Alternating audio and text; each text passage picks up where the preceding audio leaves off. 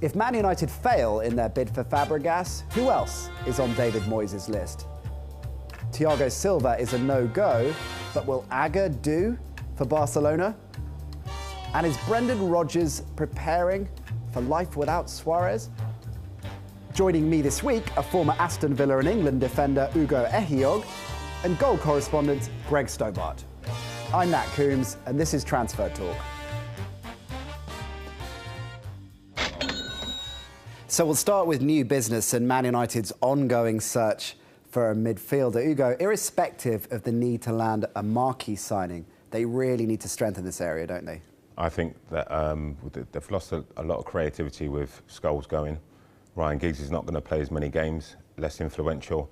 You're talking about they were still pretty good enough to win the league, by 10, 15 points with that team. So I don't think it's going to be a major thing. I think it's more for David Moyes that he needs to be able to produce or buy a marquee signing. That's a problem, isn't it, Greg? There's been a very public courting of Fabregas, but it doesn't look like it's going to happen. It looks like Fabregas is all but dead in the water. He was the #1 target. He would have been ideal.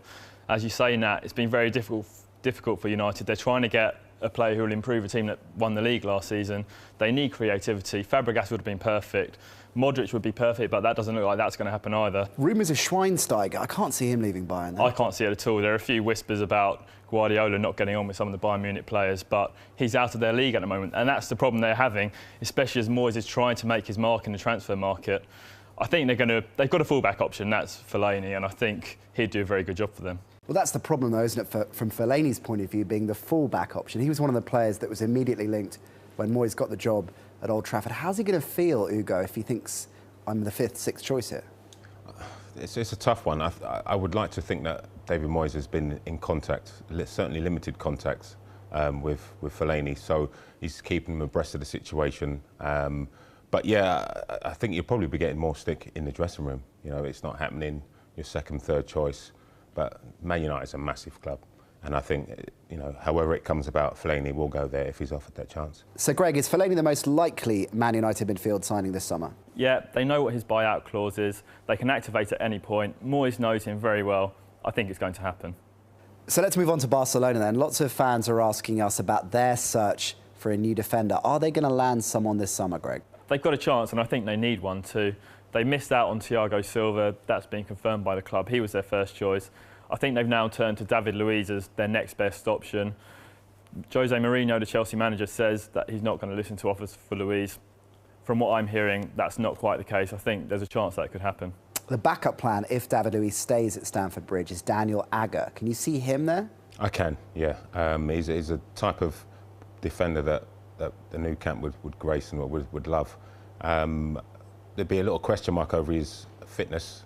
He's missed quite a few games since he signed for Liverpool, but I think he certainly would be the cheaper option. Yeah, he'd be the cheaper option. Would Luiz represent the best value all round because he's more expensive? I think because he's younger as well, and he's more of a ball-playing centre-half that would certainly fit the Camp Nou. So yeah, whether or not, I don't think he's particularly a Mourinho defender. So I could see if a big enough offer came in, I could see him going. Whether Agger does end up going, it seems like Brendan Rodgers wants to deal either Skrtel or Agger, so presumably he's going to have to bring in some reinforcements. Yeah, he's been pretty ruthless this summer, Brendan Rodgers. At centre-back, certainly, he'd listen to offers for Skrtel. He may even go on loan to Napoli, just like Reina did before him. We've seen Andy Carroll go. Stuart Downey may leave too. He definitely wants to improve at centre-back. Papadopoulos is the #1 choice, and he would be perfect for them. He's an absolute monster, I think. But the big issue for him, and it's going to hang over them until the end of the transfer window, is how he's dealing with Suarez, and he says he's not for sale too. Let's move into headliners then, and we'll stick with Liverpool and Luis Suarez, because his position has been markedly different to Wayne Rooney's and Gareth Bale's, hasn't it?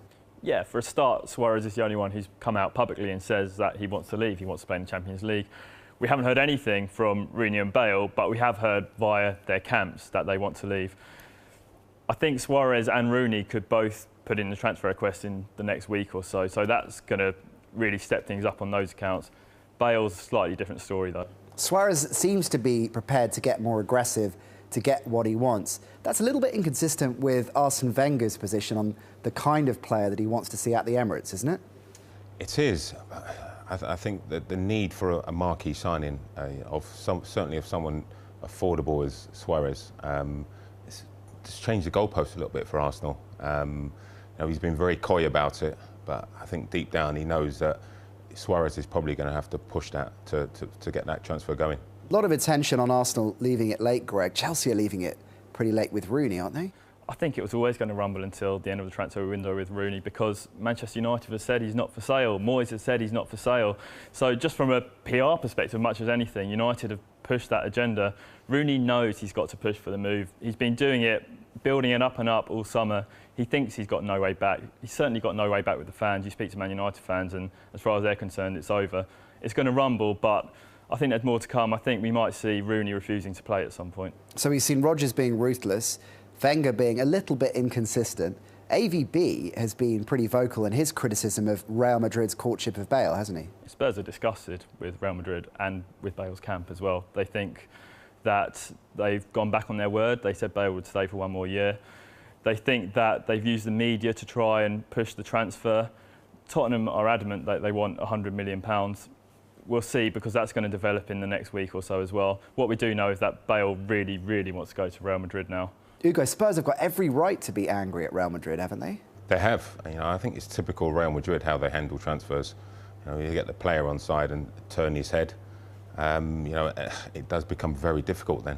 In terms of a player having his head turned, something you've had first-hand experience with, what's the mood like in the dressing room once that's happened? It depends. I think if it's an aggravated move, players can be isolated because your single goal is just to leave. You're not cared about your players, and it's not a nice way to do it. I was there when Dwight York left for Man United from Aston Villa, and it was more of a friendly banter around the change room, because Man United came in with the price, and it was just a case of when. You can't begrudge a player joining a team like Man United, can you? No, I think that for the players, that's why it was quite jovial, because anyone else in his position would have done exactly the same. And I think that's the case in the Tottenham dressing room now too. Bale's a nice guy. He's very popular. He's important to the team, and who can blame him for wanting to go to the biggest club in the world? And he deserves to be playing the Champions League every week. So, gents, we're now in added time where I put our viewers' questions to you. Greg, we're going to start with you. Justin via YouTube wants to know about Ganzo and whether he's a likely target for Man United. Says he's a pretty decent midfielder. No chance of Ganzo to Manchester United. A few years ago, a few Premier League clubs were looking at him, but he's had an awful injury record, and for me, he's not mobile enough to play in the Premier League. Ugo, T-Tash244 via Twitter says, is Christian Eriksen going to Liverpool? I think that could be a likely transfer. I think with Stuart Downing possibly going, almost imminent, I think it frees up another midfield spot. So I think that's going to happen. And Mario via Facebook says Honda to Milan is the most frustrating transfer ever. Is it ever going to happen? I think it's going to happen one day. It's just whether it happens in January or now. Milan are going to sign him on a free transfer in January if they can't agree a deal this summer. I think they will eventually, between €3 and €5 million. That looks like it's going to happen in the next couple of weeks. That's it for today. If you like what you've seen, don't forget to press the subscribe button. If you want to ask our panel a question, you can do so via Twitter, YouTube or Facebook. And for more on the stories in today's show, head on over to Goal.